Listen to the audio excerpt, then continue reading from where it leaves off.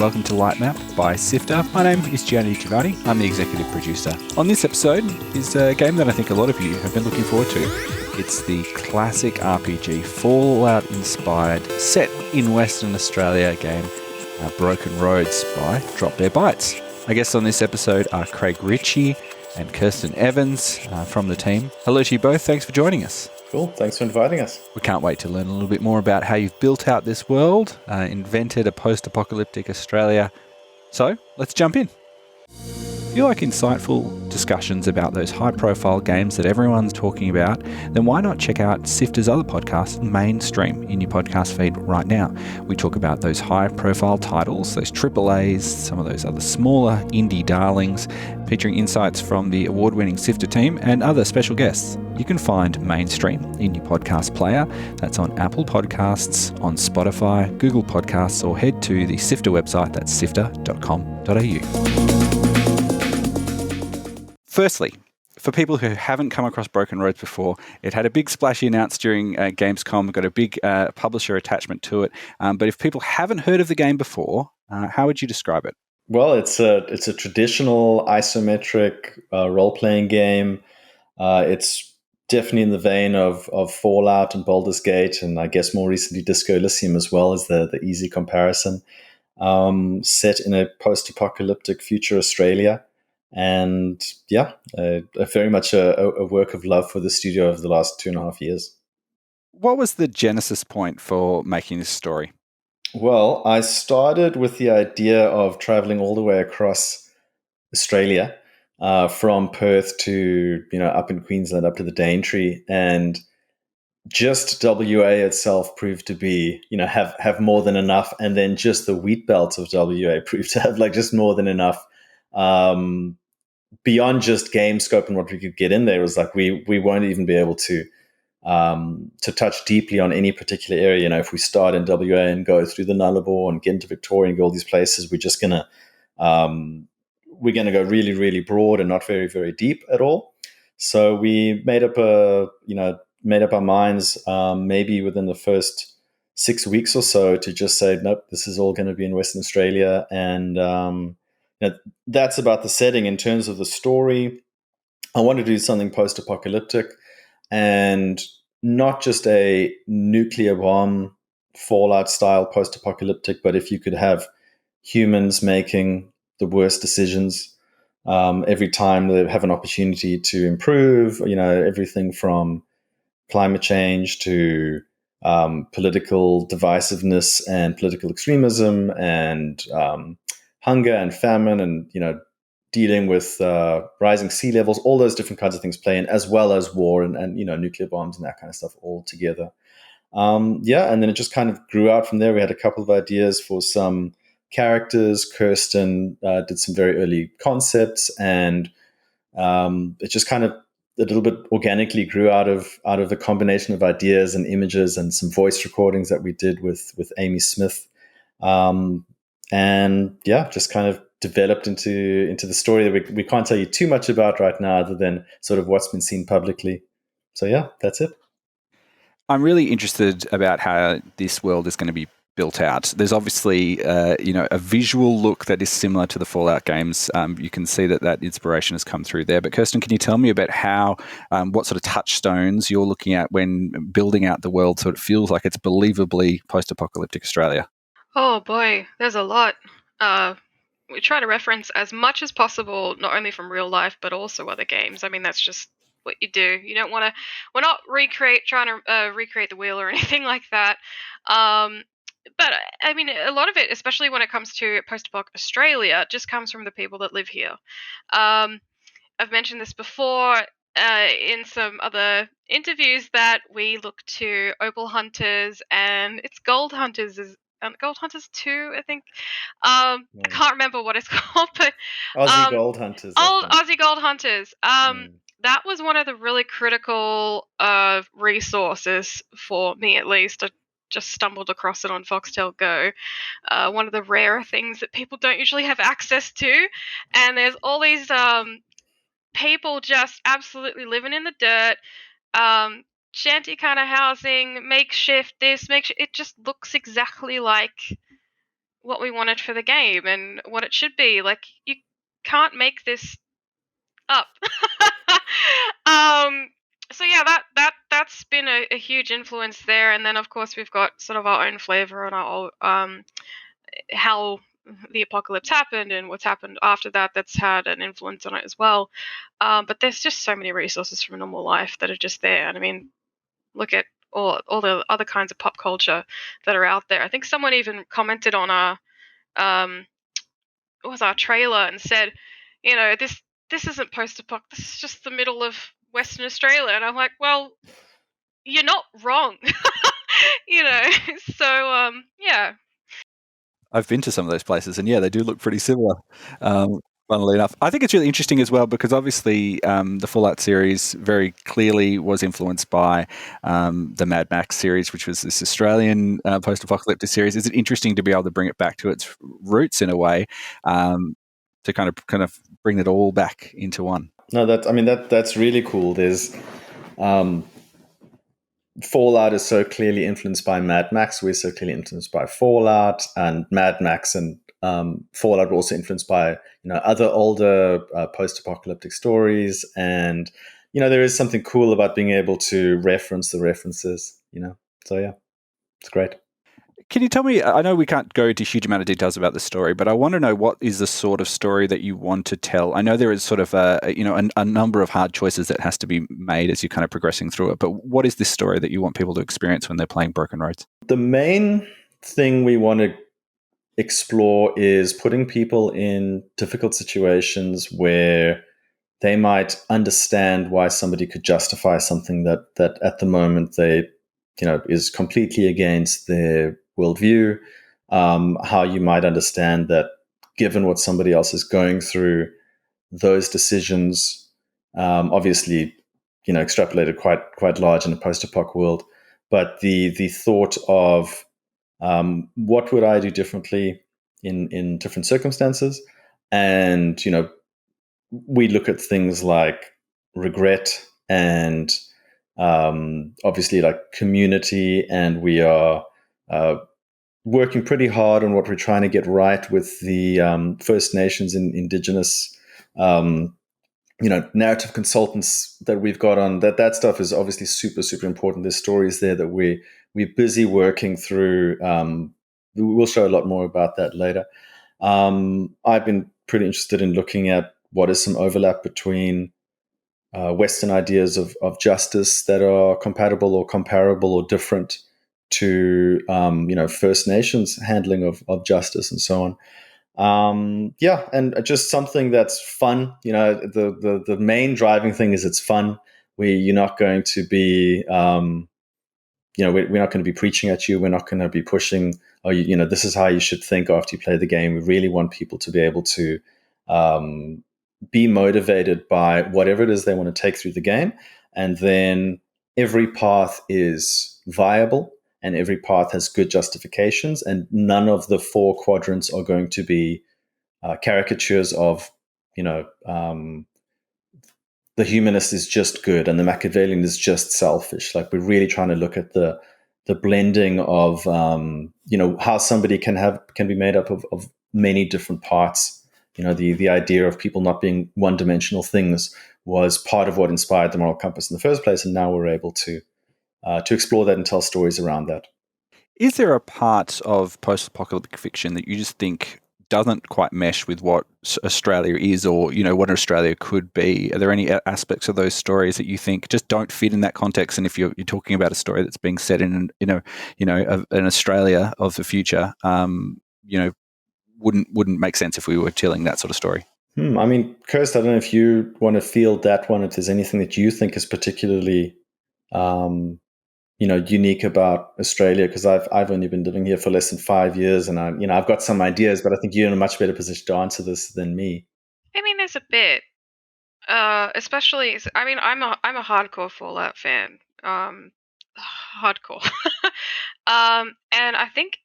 I mean, this is in a lot of pop culture, but growing up, you never saw your own people and the way that they did things, and it was always American pop culture or, this, that, and the other. It just, we were this little continent, huge continent, over by itself that nobody really cared about, and now we can kind of we can explore that. And I mean, there are a lot of things that we do here that are just, I don't know, in other post-apoc games you go, oh, that's so taboo, or there's so much swearing, or they talk like this, or they do this, they have these kind of habits. It's like we just do that normally.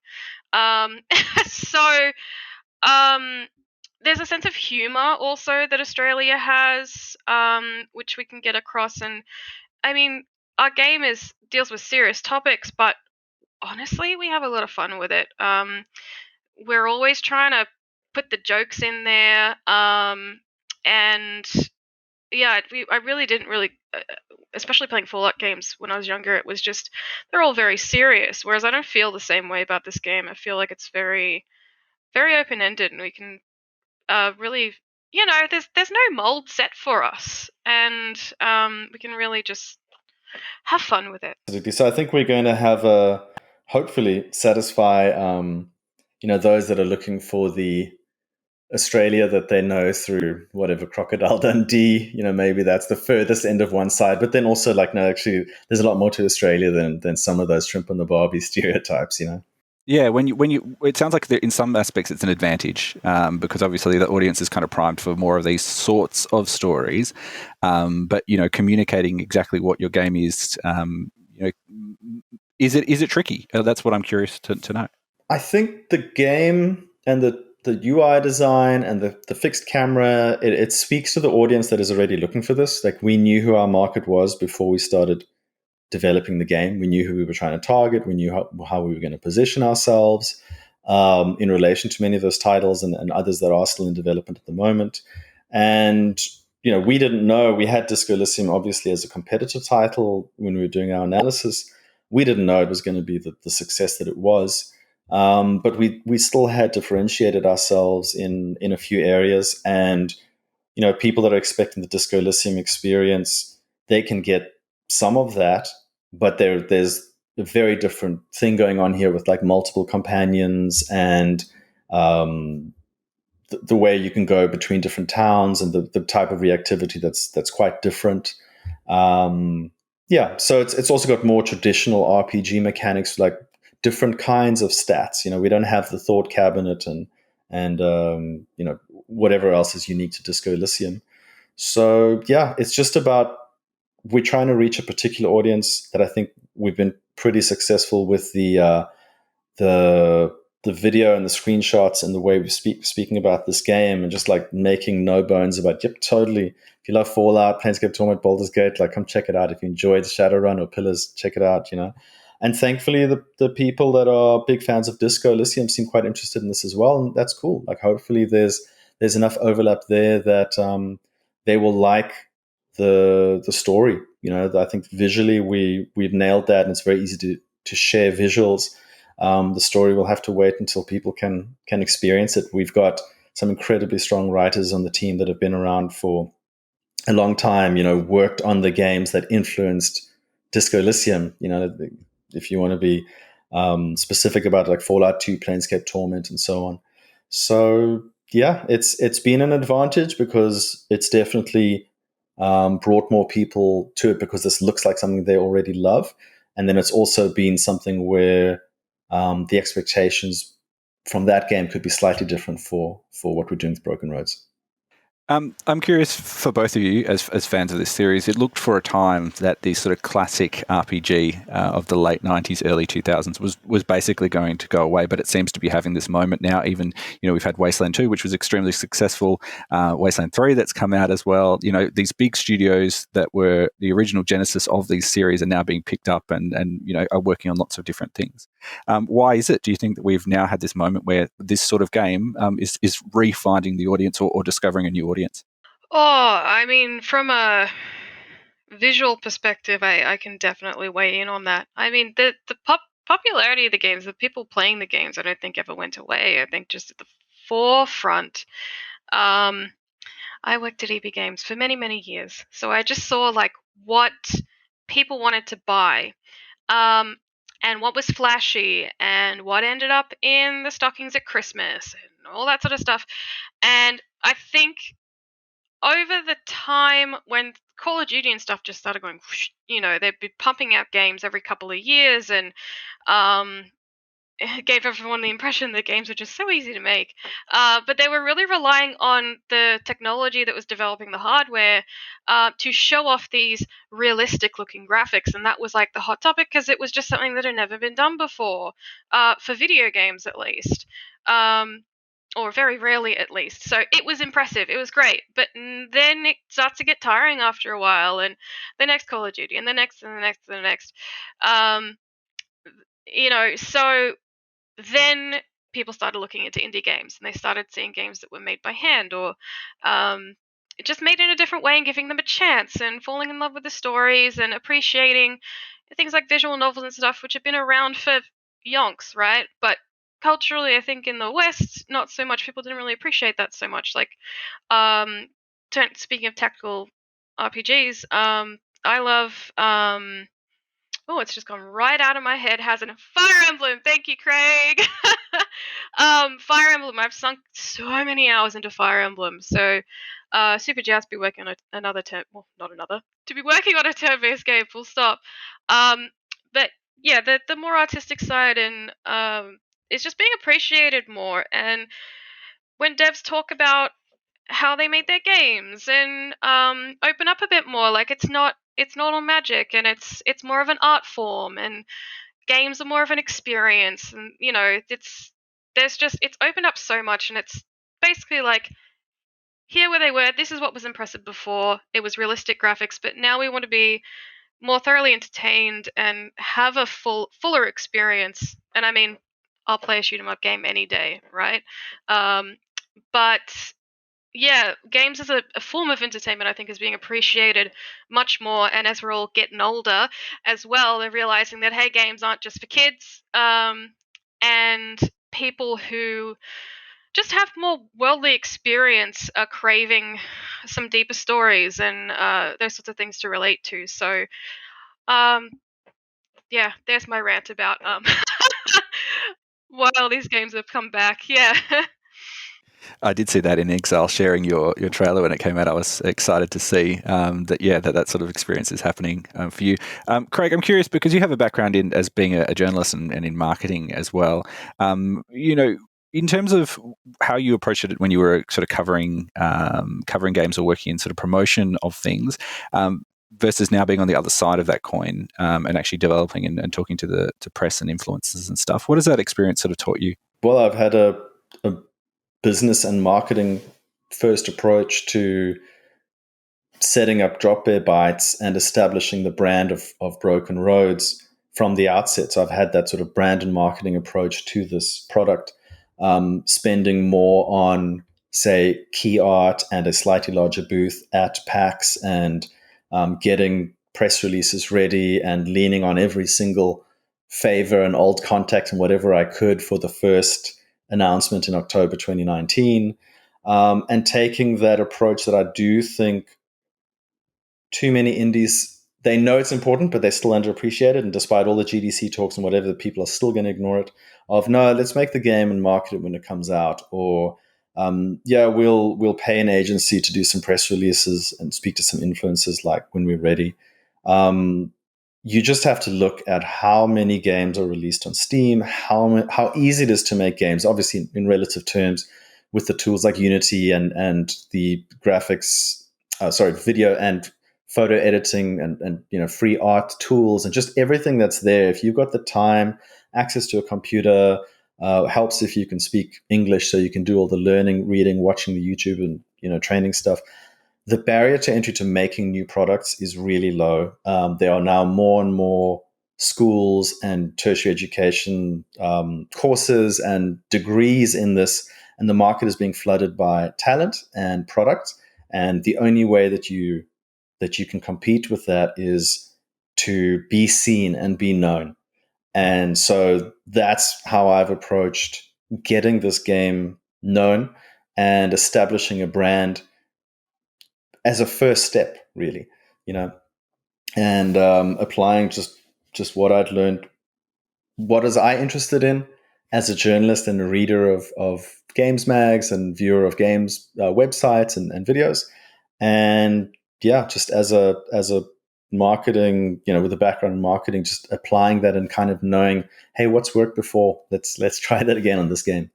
So yeah, I think just the understanding, or at least applying an understanding of why brand management and marketing is actually so important.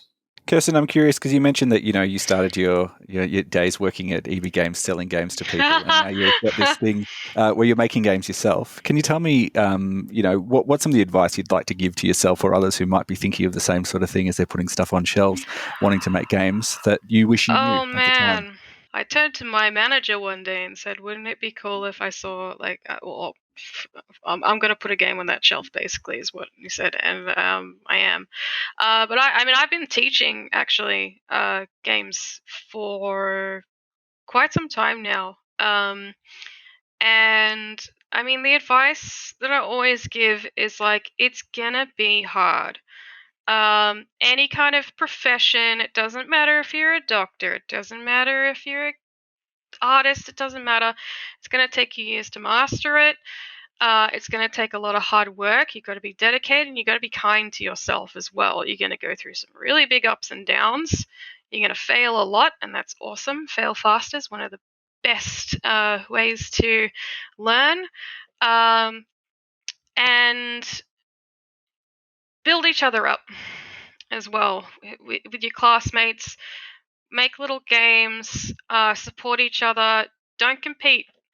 Honestly, if you're good at what you do, someone will pay you to do it. Don't compete with the people in your class. Work with them and make your own way, make your own thing. People are so hungry for entertainment, and they really want to see your ideas, and they want to experience the things that you have to offer. So just have faith, and also don't think that going straight into a AAA company is what you're supposed to do, or what you have to do to feel worthy. Start indie, become AAA. Everyone started indie at some point. And yeah, just make games and remember to have fun while you're doing it. That's something that one of my teachers, when I was learning concept art, told me. He's like, you just got to chill. You can't take, all this stuff too seriously. Can't work yourself too hard. Remember, it's got to be fun. So yeah, there you go. Yeah, and put your stuff online. Put your stuff online. Very important. Yes. If I hadn't put that one picture online, I probably wouldn't be sitting here today. So it only takes one. You don't even have to have a fully manicured portfolio or anything like that, which people say, oh, I've got to work on my portfolio. It's like, just make stuff and put it up there. That's it. Yeah. In terms of actually just some practical advice, because when I was scouting for artists, I'd go straight to ArtStation. It's actually very hard to find people out there. It's just hard to find people's work. ArtStation is a great one for artists. A lot of people know about it. But tag your profile with your skills, all of them. If you can rig, show me your rigs. Don't just post a video of your animated, some animated thing that you rigged. Show me your topology. Show me all the bits and pieces, all those things that, we want to make sure that you can do. Otherwise, you kind of, do I want to reach out to this person? Oh, well, there's 5 other people that I know and I can see have those skills. I'm going to talk to them instead, kind of thing. So yeah, really utilize those platforms to make yourself findable, because the internet's a big place. It is a big place, and we're glad to have found you. I've got one final question before we wrap up. Brookton is a place that I know. I used to cover it as a journalist. It's an area that I normally would have thought would be in no video games ever.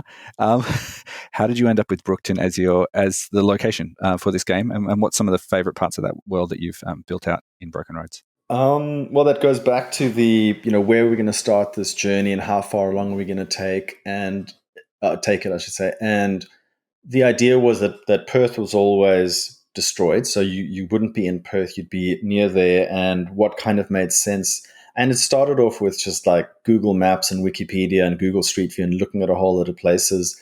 And everywhere around that little that little town and surrounds.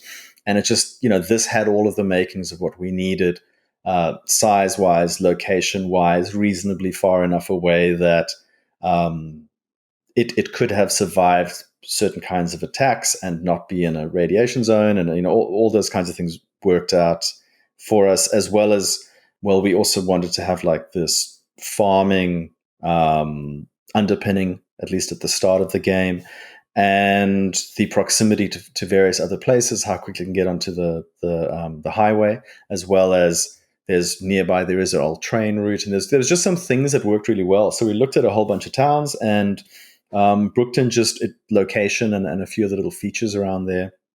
To verify all this, I flew out there some point like late 2019, maybe August, September, and drove around and drove through there and Alderside and Meriden and a bunch of the other towns that we want to feature, and just kind of checked it out on the ground too, just to make sure like this feels good or that doesn't. And there were a couple of places from having visited them, it's like, this doesn't actually make sense anymore, or hey, I'm glad I visited because I didn't see this landmark, or take my own photo because the tar is a different color or whatever it was. So yeah, it was really just digging around in the area, finding something that kind of fitted what we were looking for, and kind of verifying that with the visit. So yeah, that's why we kick it all off in Brookton. Kirsten Evans, Craig Ritchie, thank you so much for taking the time to share a little bit of Broken Roads. We can't wait to play it. It's still a little while away in 2022. But we appreciate you coming on and sharing a little bit of the process of making of this game. Absolutely. Thanks very much. Really appreciate your interest in the coverage. Thanks for having us.